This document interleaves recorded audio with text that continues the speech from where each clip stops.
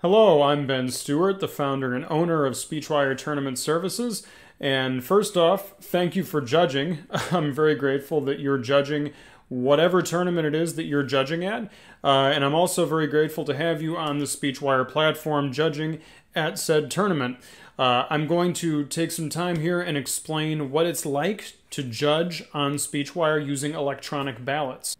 The first thing that I will say is, do not create your own account on Speechwire.com in order to judge. You do not have to do this. The person registering you as a judge at the tournament will put in your email address as part of that registration process, and then the tournament manager is going to link you, if you don't already have a Speechwire account, and you're going to receive a password in an email. That is going to be the password that you can use to judge at live.speechwire.com. So that's the website you need to go to, live.speechwire.com. If you don't have a password yet, don't worry, one will be emailed to you. If it's the day before the tournament and it still hasn't happened, you're welcome to reach out to the coach for whom you are judging, or even the tournament manager, and try to find out exactly what's going on. When am I going to receive that password? Have you linked me yet? And if they say linked, what does that mean? Encourage them to email me at support@speechwire.com so we can get you all linked up. Don't worry, it will happen, but if the manager is confused, they can certainly email me and try to get more information. I will show you how you could get in touch with that manager if you have to.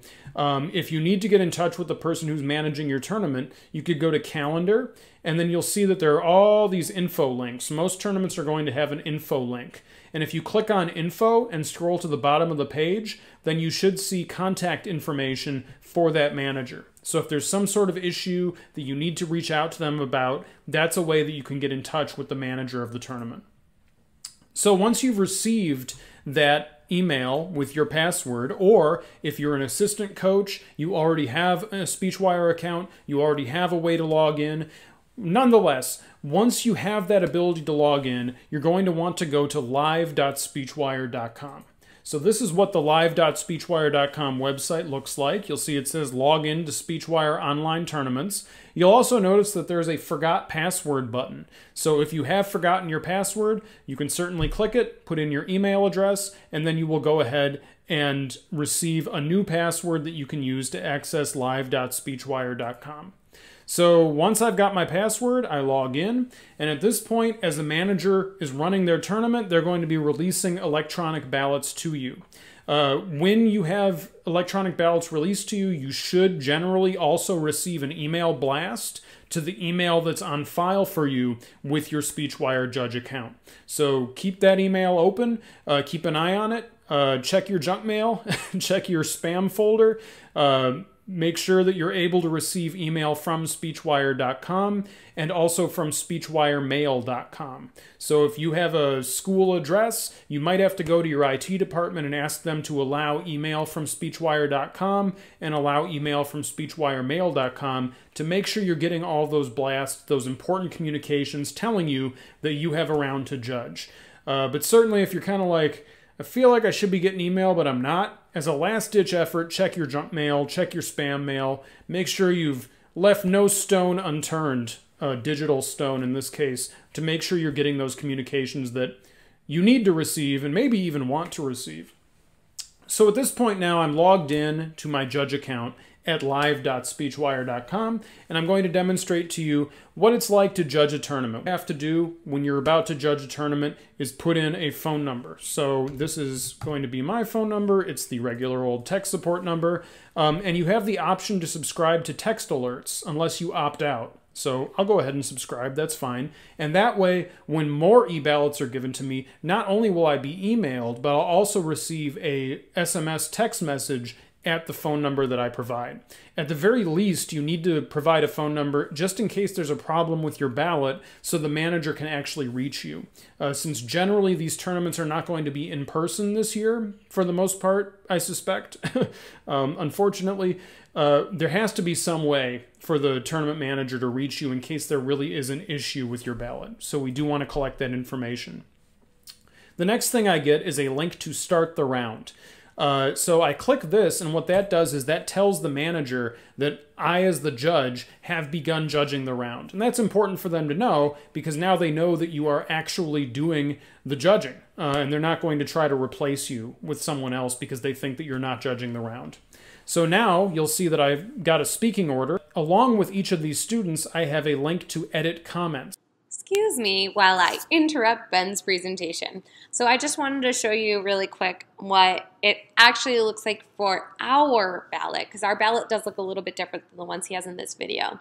As he was just saying though, in order to add any rubric scores or add comments, you're going to hit where it says edit scores and comments. You can see I already filled out this first one because there's some points there. So I'm going to go to my second speaker one, SO2. And I'm going to hit edit scores and comments because they're speaking right now or they just finished and I want to leave some comments. So I'm going to click on this, and this is what our ballot looks like. So we have our lovely 14 elements right here, and these are the same 14 elements you'll find on the rules and rubrics that are posted on our website, and your coach or the tournament host may have also sent out to you. But I'm going to go through here and I'm going to rank, or I'm going to score on a scale of 1 to 5. 5, remember, means that the speaker did everything that was expected of them. And we work our way down from 5. 3 is not the middle point that you're working up or down from, but we start from at a 5, assume a kid has everything until they show you they're not where they're supposed to be. So this kid did really well. They're going to get mostly 5s here, a couple 4s. They're killing it. Great job. So I'm going to finish putting the score so you can see what happens. For our veteran judges, what you'll notice is there's nowhere for you to do math. The system is now going to do the math for you. Yay! Once you scroll down, there are 3 different boxes for your constructive feedback. We have 3 different boxes simply because we want to remind you you're required to leave 3 pieces of feedback. So this is my first piece of advice. Here is my second. Oops, second. Finally, I have a third thought here. If you're someone who is like me and you have a lot of thoughts, maybe more than 3, of course you can write more than 3 comments in any of these boxes, or more than 1 comment in any of these boxes, I mean. But we have it set up as a reminder that you are required a minimum of 3, 1 per box. At the bottom here, I do need to put the performance time in. This speaker, I'm going to say, spoke for 6 minutes and 30 seconds. And then I'm going to say yes or no to infraction. No, this person did not have an infraction. If you believe the person did have an infraction, you're going to write yes. But keep in mind, if you say yes here, when the round is over and after you have dismissed the students, you need to report to the infractions link. The infractions link will tell you whether or not you should keep this as a yes. And if they do advise you to keep it as a yes, they're going to tell you what to type into this box right here. That 14-point penalty is going to be automatically applied by the system. For now, I need to move on to the next speaker. So I'm just going to hit save comments so that I can go back to my next speaker right here. So you can see the math was done for me. That person got 66 points. And I'm ready for 1S05 to start speaking. If you do in fact have an infraction and everyone is gone, I filled out all my scores and my comments, you see this save ballot button at the bottom? Don't click it. You should only click this if you have 0 infractions, you have all of the points filled out, you have all of the ranks filled out, and you're good to go. If you have an infraction, please, please, please first go to the infraction link, do whatever they tell you to do there, and then once adjustments have been made, you can save ballot. This save ballot button right here submits it officially to the tab room. The other thing to keep in mind is I am going to go through and rank here. So I'm going to rank this person a score of 1, this person a score of 2. Speaker 1S05, they were a no-show, and this was another no-show. Now, if this speaker right here was 1S01, was here, but they infracted, I'm going to obviously click in here. I will fill out their entire rubric, all of their scores, go to the infractions link. I'll do whatever they tell me to do. But then I am not going to select no-show or a 1, 2, 3, 4, 5. I'm going to leave it blank and hit save ballot. I'm leaving it blank because someone who infracts and receives a 14-point penalty is not allowed to be ranked at all. Thank you very much. So here we go. I've got my rank and my points in, and I click Save Ballot. So now you'll see that I cannot change my rank and points anymore, but I can still put in more comments for these other students if I want to.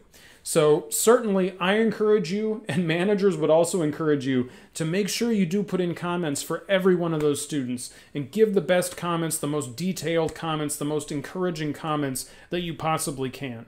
But definitely get those rank and points in so that the tournament can keep moving.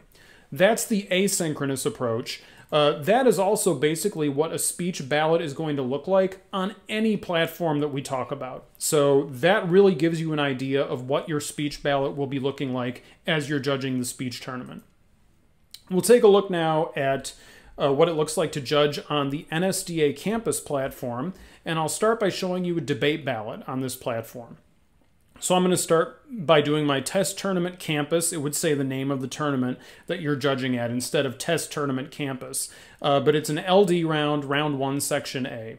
So here we go. I've got my button right here to open my NSDA campus room, and I've got to click here to start the round. So I'll start the round to let the manager know that I'm judging, and then what I would do is I would just click Open NSDA Campus Room. That's going to open the NSDA Campus Room. If you want to see what an NSDA Campus Room looks like, you're more than welcome to. Go to campus.speechanddebate.org, and right there you'll have a link to go ahead and open a sample NSDA campus room. So if you're judging on NSDA campus and you want to get a taste of what it is you're going to be seeing when you're judging the round, I encourage you to check that out on the NSDA campus website.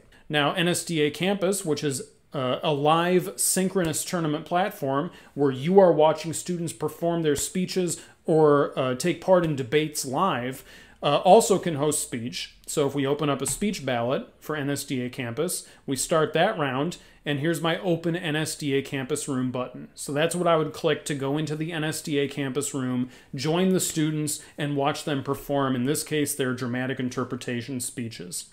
So that's the NSDA campus platform. I don't really recommend judging on a phone if you can avoid it. It's going to be very difficult for you to not only see the video, but also for you to do your comments. If you can use a computer, please do. It will make your experience better. You will have a better day. Probably your comments will be more complete. So if you have access to a computer, I certainly encourage you to judge on a computer. Thank you for your service to the community. Thank you for what you're doing. Thank you for the feedback that you're providing to students. And thank you, hopefully, for watching some really good performances, some really good debates, some really good Congress sessions. It means a great deal to me that you are taking part in this activity. It means a great deal to me also that you've watched this video. I hope that you find your experience judging on Speechwire to be pleasant. I hope that you see some great stuff. And again, thank you so much for what you're doing. Thank you for helping students. And even if there's no tournament going on right now, I hope you have a great day. Thank you so much.